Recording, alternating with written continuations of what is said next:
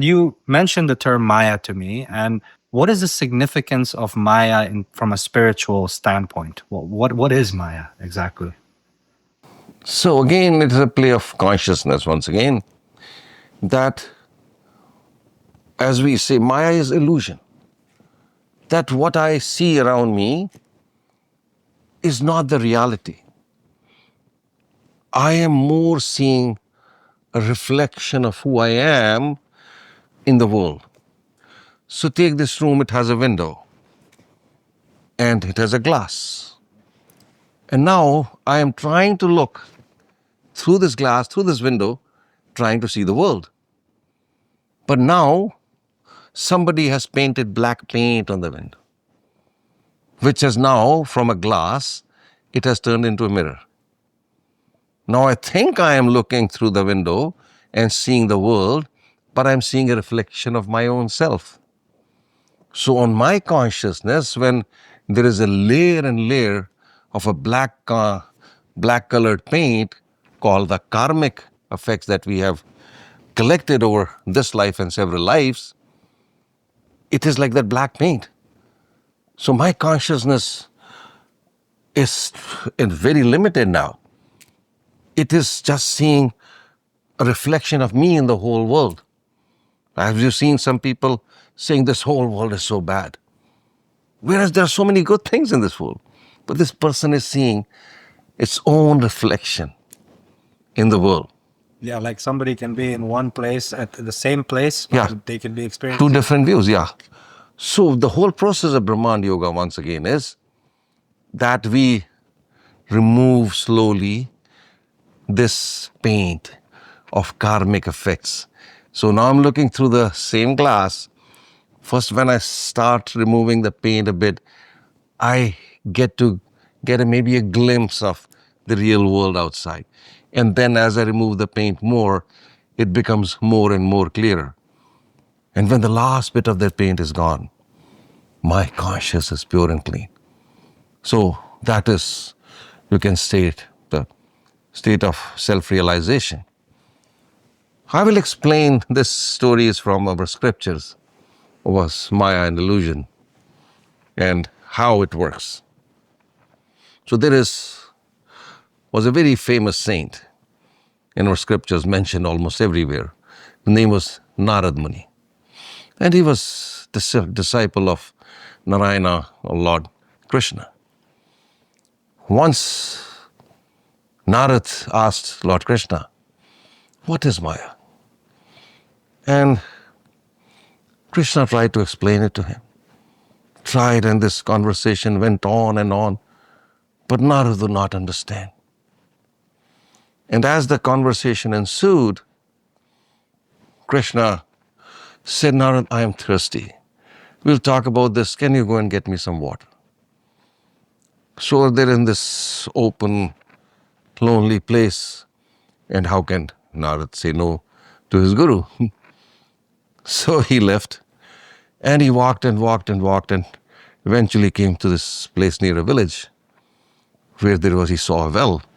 So, okay, I'll get some water for my Krishna from here. As he reached near the well, he saw the most beautiful woman taking water out of the well. And it was like instantaneous. He just fell in love head over heels. And instantly he decided, I want to get married to her. He just could not take his eyes off this woman. And the woman kind of ignored him, took out the water in a bucket, and then started walking away. And Narad followed. And this woman reached her home in the village, entered the home, and he entered after this woman inside the house. But the father of the woman stopped him. He said, who are you? Where are you going? He says, I'm in love with your daughter. I want to get married.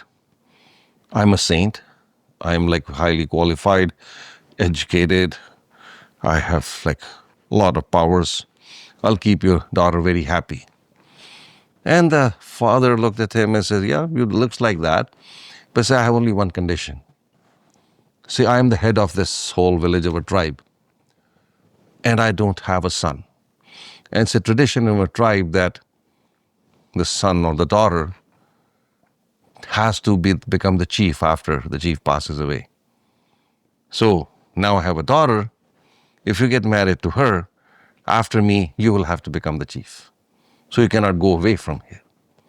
He says, I'm not going anywhere. I just want to get married to her right now. On terms agreed, he got married. And and he just started living there. And he had a child, children, three children, four children. And the routine went on. After some time, the father died, his wife died, and he became the chief of the village. And life was going on, not like happy, you can say, but comfortable, comfort zone. And so one day, things changed. A series of floods came. It was monsoon season in India, and everything started getting washed away. First, his house was washed away, and he took his family into a small boat. But the flood kept growing stronger and stronger, and the boat overturned. First, his wife was swept away. Then, one by one, all the children were swept away. And then came a big wave and threw Narad on a dry land. And he got up and he wailing and crying, looking at God. What is this? What have I done? I was living so happily, so peacefully. Everything was so good. Why did you have to do this to me? And then as he was crying, he heard the sound of Lord Krishna. He says, Narad, where is my water? I'm thirsty. And he just woke up from this dream that he was living in and remembered everything. So, and then he went to Lord Krishna as they realized that this was all, just, yeah. And then Krishna said, Narad, this is Maya. This is illusion. So we are all living in that state of Maya, illusion, that this is my world, my family, my work, my body, my mind, that's all. Whereas my reality is much bigger, as you asked in the first question. I'm not this body, I'm not this mind. I'm above that.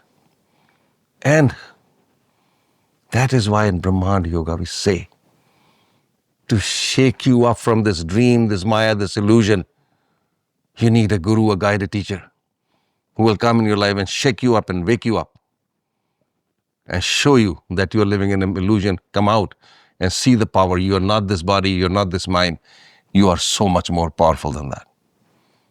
And some people, you mentioned the black paint over the window, right? So some people, are they born with less black paint over the window, or are there some people that are actually born enlightened or self-realized? Is it all based on the karmic deeds of the past lives? It is based upon the past life karmic deeds. If a person in a previous life or lives had done a lot of spiritual work, he may have removed more paint in previous lives compared to another person who has never done anything and the paint is thicker. But it's not important how thick the paint is. More important is, have you started that journey to remove the paint? Because even if the paint is more, once you start removing, get into the process of removing the paint, then it'll be gone one day.